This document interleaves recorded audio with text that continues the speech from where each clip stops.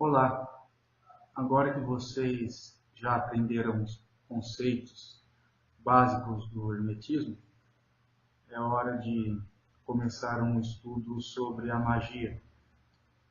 A magia, ela é um ramo das ciências herméticas, mas também está presente em vários ramos do hermetismo.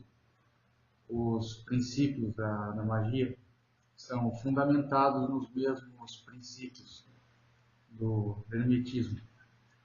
E como é uma prática que lida com poder pessoal, é necessário que vocês prestem muita atenção caso tenham algum interesse na prática das ciências herméticas, tanto as ciências naturais como sobrenaturais, e nas práticas de adivinhação, porque sem compreender os princípios do hermetismo e da magia, você fica um pouco engessado na prática hermética. Eu começo na apostila, na primeira, segunda página, diferenciando a magia da feitiçaria.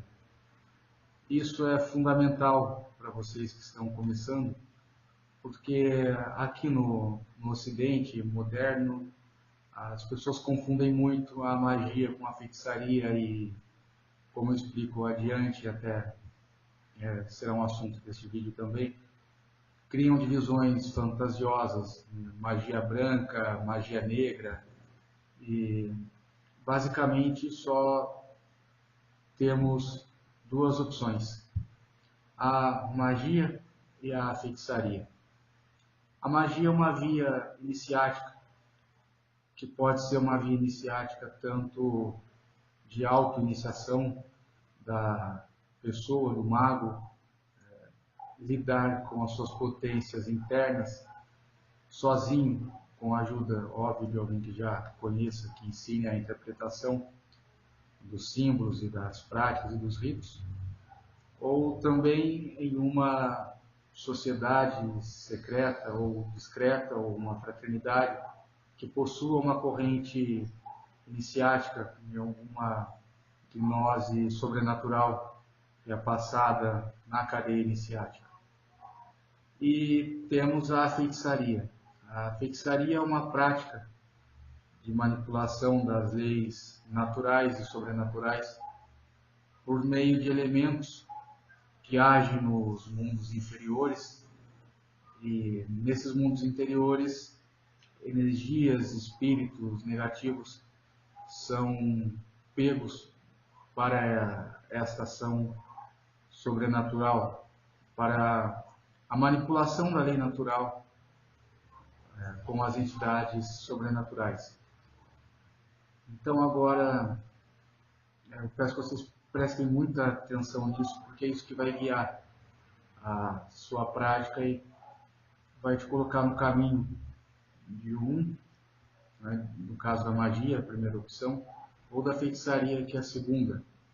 A segunda é óbvio, é uma linha inferior, isso será entendido agora. A magia lida com os mesmos princípios do hermetismo. Princípio da correspondência, princípio da unidade, e esses dois princípios geram todos aqueles princípios posteriores, como a compreensão dos elementos para a realização espiritual e também para a ação nas ciências naturais, de acordo com as leis da correspondência. Quando falamos de um mago, esse termo mago surgiu na Pérsia. O mago persa não era alguém que conseguia agir no mundo físico. Na verdade, muitos agiam no mundo físico de forma sobrenatural, mas esse não era o objetivo deles. Mago era o sentido daquele que realizou a ciência de forma completa e foi além da dualidade do mundo dual e da natureza enganosa das coisas. Esse era o sentido do mago. Já na magia europeia, principalmente a renascentista, o mago também é entendido assim, mas por diversas questões temporais, principalmente na Itália e na Alemanha, o mago era obrigado também a agir um pouco no mundo natural, usar um pouco daquele conhecimento na ação do mundo natural por questão de sobrevivência. Então, aquela figura do mago, conselheiro do rei, que fazia práticas de adivinhação e produzia poções e remédios, ela não é tão mitológica assim. Muitos magos agiram dessa forma para garantir a sobrevivência. O caso, por exemplo, de Giordano Bruno, que viajou pela Europa, foi perseguido pela Inquisição Católica e pelos protestantes, e acabou queimado vivo pelos católicos, pela Inquisição Católica. Em alguns momentos ele agiu com a prática da magia, mas em seus escritos fica bem claro que essa não era a sua intenção. Eu vou subir no grupo até uma obra dele, chama Da Magia Matemática, que estabelece os princípios da magia, e ali ele deixa claro que a ação no mundo sobrenatural não é a maior intenção do mago. A principal intenção do mago é a realização. Mas Bruno não era um mercenário, inclusive ele acabou em uma cilada que levou à sua prisão e execução, por se recusar a usar seus conhecimentos para um homem que era tido como ímpio e interesseiro, e acabou denunciado, caiu numa cilada e acabou deportado para a Itália, onde foi executado. Então, eu vou sair um pouco do tópico do curso, que a magia é o foco na magia europeia, mas vou dar um exemplo prático aqui, bem prático para vocês, porque eu tenho alguns alunos que frequentam casas de Kimbanda, eles já perceberam isso. E acho que é um exemplo que serve para todos aqui. Quem frequenta uma casa de Kimbanda, né, já lidou com os Exus que descem na Kimbanda, já perceberam que eles lidam tanto com a alta magia como com a feitiçaria. Isso porque os Exus de Kimbanda não são ligados aos orixás, né, chamados orixás, são deuses que foram homens já na Terra e foram deificados devido a ações de bravura ou muito conhecimento ou até um grande sofrimento, como foi o caso de Iemanjá. O Exu de Kimbanda, ele às vezes é chamado de espírito catiço, o Exu de Cabala, mas são apenas títulos que variam de casa para casa. Quem já viu algum Exu desse tipo se apresentando, normalmente eles se apresentam assim, aqui nessa casa eu sou o Exu Capa Preta, eu sou o Exu Caveira, eu sou o Exu João Caveira. Eles deixam isso bem claro, aqui nessa casa, quer dizer, que ali ele está se apresentando assim. Não são Exus de fato, são entidades que dominam segredos da magia, da alta magia, e também da feitiçaria, que descem ali para operar algumas ações mágicas ou passar algum tipo de conhecimento, como as antigas entidades e figuras mitológicas da mitologia Babilônia e Assíria, Suméria, que eu mencionei na unidade anterior. Nesse caso, né, quando é um filho da casa ou alguém que busca a iniciação, eles costumam recomendar práticas de alta magia, eles são mais focados no desenvolvimento pessoal, na própria magia do seu afilhado ou do seu iniciado. Já no caso das pessoas que vão em busca apenas de consulta, no caso de amarração e coisas do tipo, eles indicam práticas de feitiçaria. Isso porque nada impede também a um mago de praticar a feitiçaria. Mas como eu explico aqui na apostila, o problema da feitiçaria é a descida ao mundo inferior. Enquanto na magia você sobe até o mundo superior, compreendendo as leis da correspondência, compreendendo os elementos, e quando você precisa agir, você age na manipulação dos elementos de acordo com uma realização superior. Na feitiçaria você faz uma descida às manifestações inferiores e nessa descida você usa elementos que essas entidades dos mundos inferiores se alimentam para que elas ajam por você no mundo natural. Então é uma diferença bem clara. Um estudante, por exemplo, da magia, que está começando na prática da alta magia, ele, até certo momento, ele vai conseguir se envolver com a feitiçaria, mas isso não é recomendável, tanto porque isso pode prejudicar o seu desenvolvimento, como pode puxá-lo de vez para o mundo da feitiçaria, porque a ação descendente, né, a descida, é muito mais fácil e rápida do que a ação ascendente.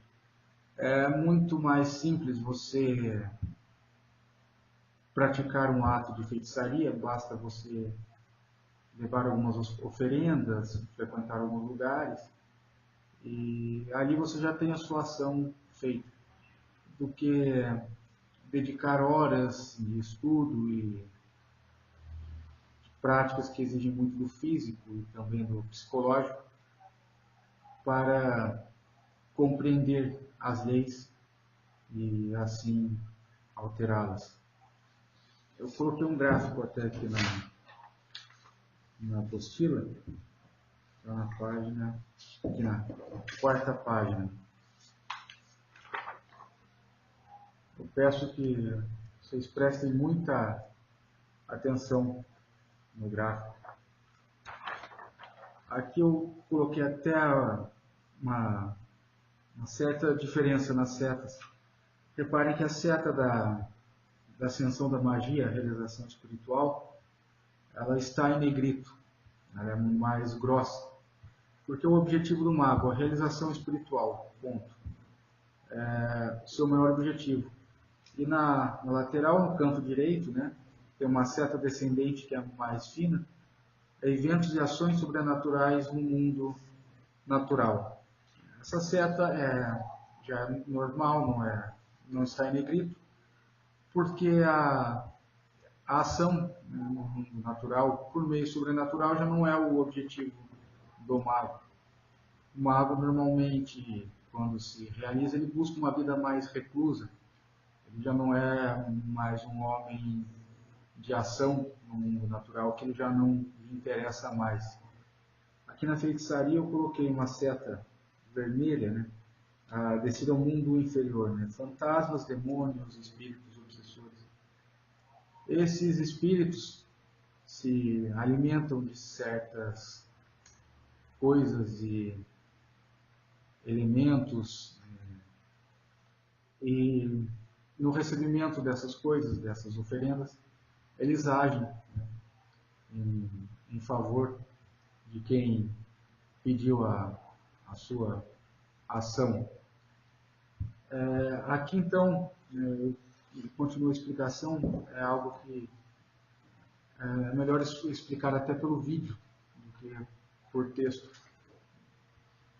O chamado choque de retorno, né? Por que existe choque de retorno na feitiçaria e não na magia? No caso da magia, o mago não pede auxílio de nenhuma entidade, ele não é um devedor de nada. Aquilo partiu dele, ele desenvolveu.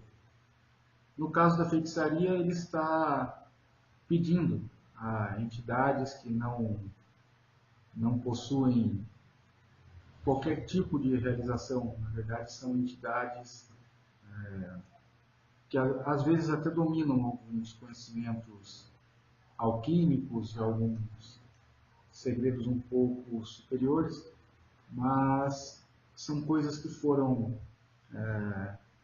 agrupadas ainda durante as suas vidas, não é algo que foi realizado.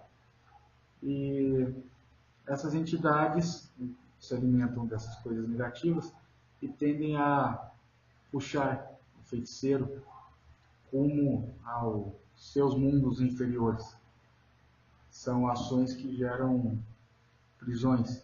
Na verdade, o choque de retorno não é um castigo, não faz parte de uma espécie de lei que Deus colocou como punição aos feiticeiros, mas a própria ação natural das coisas. Tem um ditado popular, que, perdão pela expressão, não pense que é falta de seriedade, mas é só um ditado popular. É bem comum no meio do catimbó e tal, que falam que a praga de urubu cai no mesmo cu, né? Não, não quer dizer que a praga, o feitiço, ele volta para a pessoa por conta dessa lei divina, mas é apenas a ação da lei hermética, a lei presente no hermetismo, a lei da correspondência. Se você se corresponde, se realiza em elementos mais elevados, é natural que você fique mais próximo de um caminho de realização, um caminho de conhecimento pleno, de realização. Se você se corresponde com seres inferiores, é natural que com o tempo você também acabe como um ser inferior. A figura, né, da feiticeira corcunda com uma verruga no nariz, que faz parte do imaginário popular, né, isso desde a Europa, aquelas gravuras, né, sobre as feiticeiras da floresta, aquelas que viviam com caldeirão e retendo o sapo no caldeirão e tal, é uma imagem do que acontece no interior do feiticeiro. Pela escolha pelo caminho, né, das coisas inferiores, é óbvio que o seu interior vai se corresponder com essas coisas ligadas mais ao elemento da aniquilação, não da aniquilação que se obtém pela realização, mas da aniquilação de toda forma de conhecimento superior.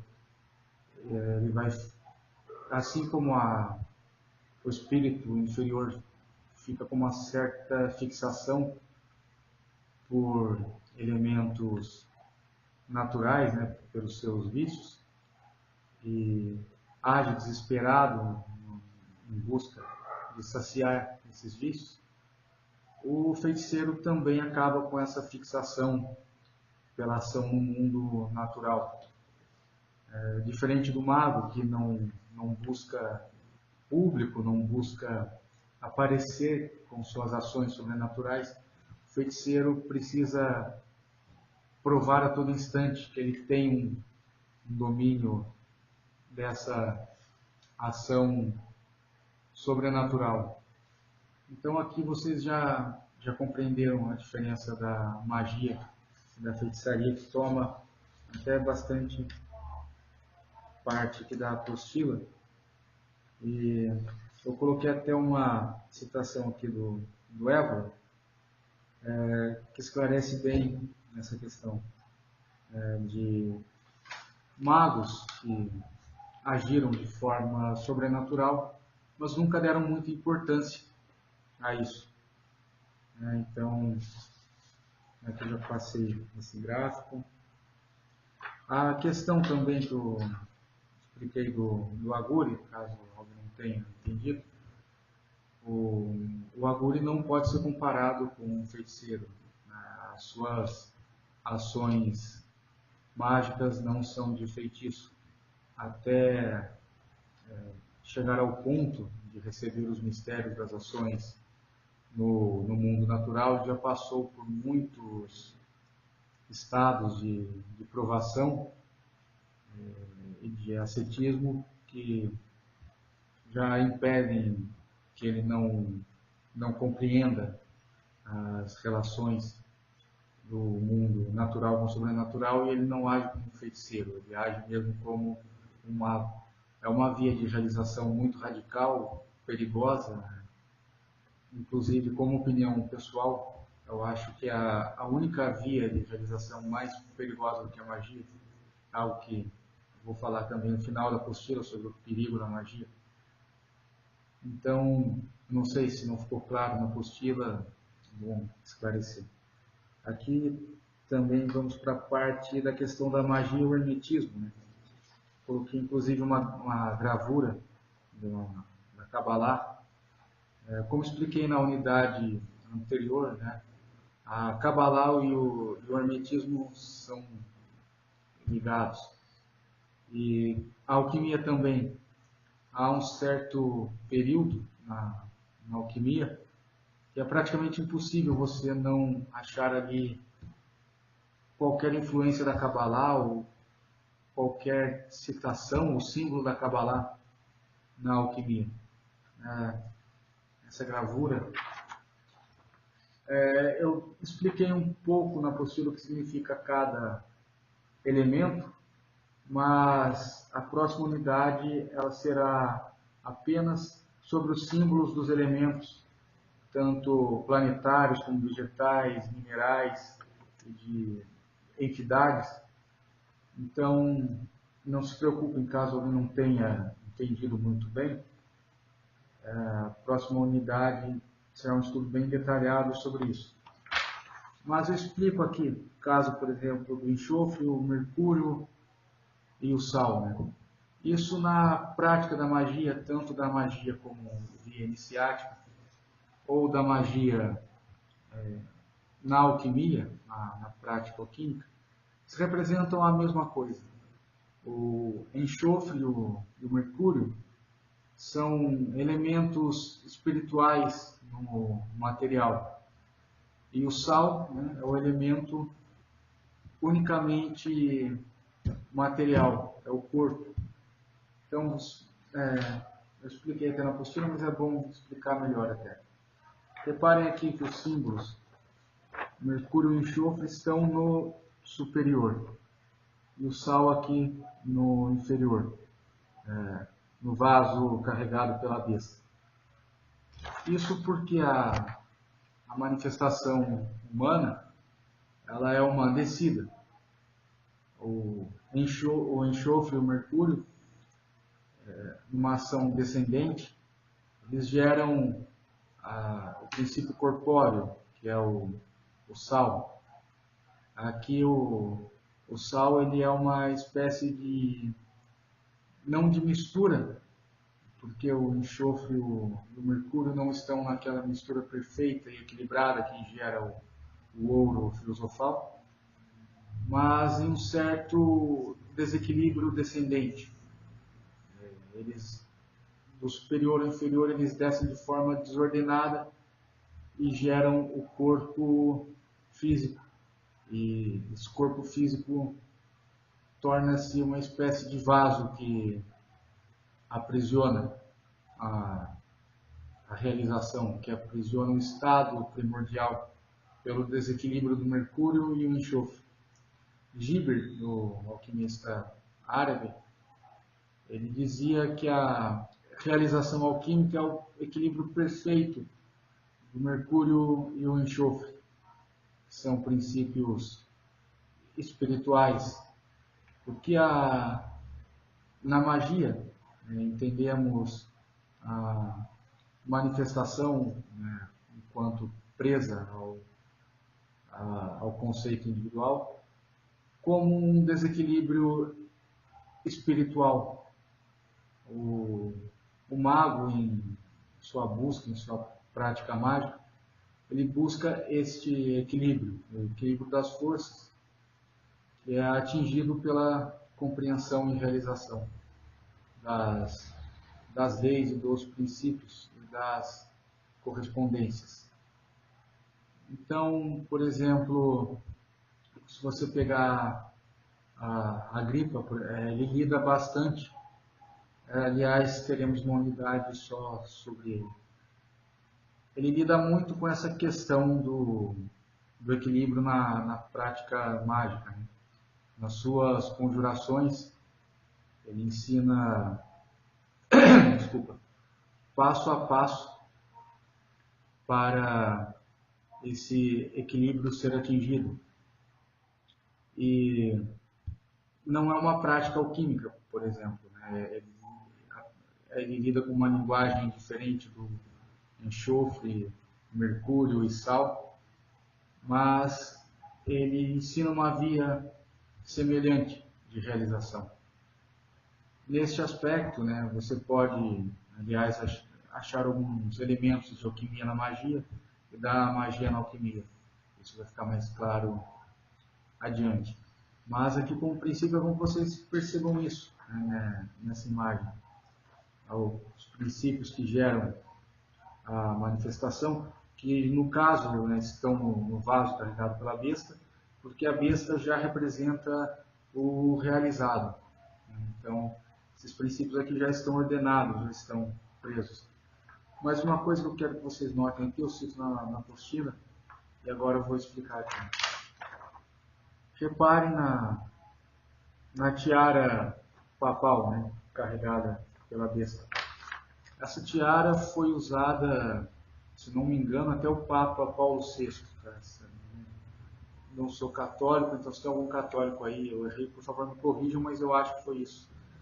Essa tiara era a representação da união do poder temporal e o poder espiritual do Papa sobre todos os católicos.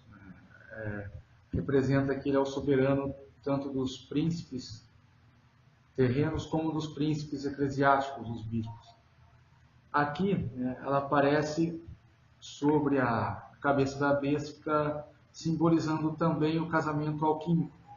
Mencionei na unidade anterior, porque a realidade sacerdotal e a realidade guerreira, real, régia, são também as realidades feminina e masculina.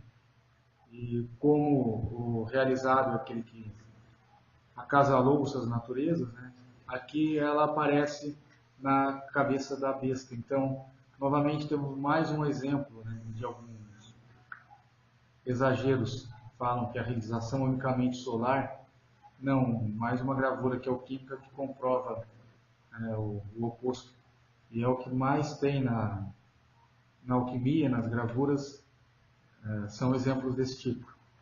Mais um elemento aqui que eu quero que vocês notem com muita atenção, a bússola, que aparece aqui no superior, né? Ela está acima, o vaso intermediário, e a besta é aquela que carrega, né? A bússola aqui representa o caminho, né? Aquele caminho que guia o mago e o alquimista. E reparem aqui que ela está sob o custódio, a guarda de duas figuras, que são figuras angelicais aladas e, ao mesmo tempo, de natureza aparentemente demoníaca, né, na gravura. Isso porque no hermetismo, na magia, na obra mágica, se lida tanto com os aspectos tidos como angelicais, né, aspectos superiores, como com os aspectos inferiores na realização. Em algumas obras da, fa, da fase mágica, né, da alquimia, quando você está lidando com a magia na alquimia, você é obrigado a lidar com as potências inferiores. Não como o feiticeiro, que usa o favor dessas entidades, mas como um realizador dessas potências inferiores, como aquele que busca compreender a natureza inferior e assim ascender para a compreensão da natureza superior. É como a Divina Comédia de Dante. Há inúmeros estudos já que apontam que a Divina Comédia foi tida por muito tempo como a Suma Teológica em versos. Não é uma obra católica, mas sim uma obra ocultista e hermética. O próprio Dante era um iniciado em uma sociedade secreta de caráter esotérico, os fiéis do amor, e ele passa por inferno, purgatório e paraíso. Né? Ele desce, na verdade não desce, ele acorda já no inferno, já no meio da sua vida, né, na selva escura, e ali ele vai passando pelos círculos até chegar ao purgatório e depois chegar ao céu. E ali no inferno, no meio de toda aquela questão que envolve a política de Florença, da época de Dante, alguns condenados que estão ali no inferno são apenas rivais políticos, né, os gibelinos, e isso não possui tanto valor esotérico, é mais uma questão temporal. Mas o valor esotérico ali que você vai percebendo tanto pelo suplício dos atormentados, como pelas figuras que castigam os atormentados, que ali você está passando pelo inferno da alma interior. Uma coisa que é digna de nota aqui para a prática da magia, quando analisamos segundo a Divina Comédia, é que todos os acusados ali no círculo, né, todos os condenados dos círculos, eles estão ali pelos mesmos pecados, mas brigam. Eles brigam muito, se acusam, ou, ou pelo mesmo pecado, ou por um pecado que aparentemente é opositor a um pecado, mas que está diretamente interligado, né? Como, por exemplo, a avareza e o avarento e o pródigo, né? Eles se acusam ali no círculo. Isso porque são pecados, são falhas que nasceram de uma mesma fonte. Ali você vai percebendo que ele está lidando com essa questão da alma interior, porque quando você desce, né, o seu inferno interior na prática da magia, ali começa uma fase de autoacusação. Por isso que a magia não é uma via iniciática recomendável a todos. É preciso ter muito equilíbrio, porque é uma forma muito fácil de se alcançar a morte e a loucura, mesmo fazendo teoricamente, né, da forma ritual ou de estudo, tudo certo, porque você não sabe o que você vai passar ali no seu interior e se você está preparado para isso. Então, espero que vocês tenham notado isso aqui também. É o que